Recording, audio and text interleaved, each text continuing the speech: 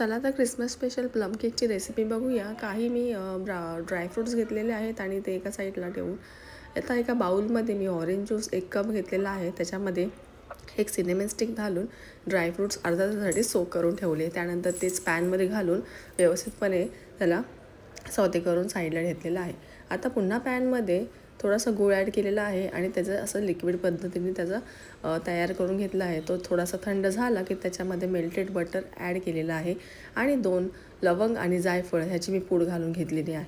पुन्हा त्याच्यामध्ये 1 कप दूध ॲड केलेलं आहे आणि त्या दुधामध्ये थोडासा फ्लेवरसाठी व्हॅनिला एसेन्ससुद्धा ॲड केलेला आहे.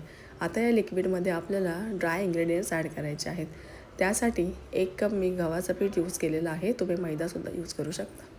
याच्यामध्ये हाफ टेबलस्पून सोडा आणि 1 टेबलस्पून बेकिंग पावडर यूज केलेली आहे. त्याच्यानंतर त्याच्यामध्ये आपल्याला ड्रायफ्रूट घालून घ्यायचे आहेत आणि व्यवस्थितपणे हे मिश्रण म्हणजे कन्सिस्टन्सी अशा पद्धतीने तयार झालेली पाहिजे. आता याच्यामध्ये मी थोडंसं हाफ टेबलस्पून इतकं विनेगर ॲड केलेलं आहे, जेणेकरून आपला केक चांगला फुलतो. आता हा आपल्याला केक जो ब्राऊन दिसत आहे कारण ह्याच्यामध्ये लास्टला ना मी कोको पावडर ॲड केलेली, कारण माझ्या मुलाला फ्लेवर चॉकलेट हवा होता म्हणून. तर तुम्ही normal without cocoa powder use करूनसुद्धा केक बेक करू शकता.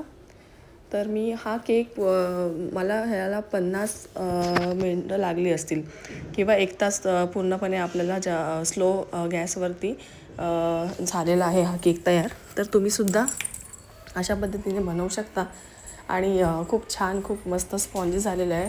तुम्हीसुद्धा ट्राय करा आणि मला नक्की कळवा की तुमच्याकडे या फ्लेवरमध्ये कसं झालं आहे केक.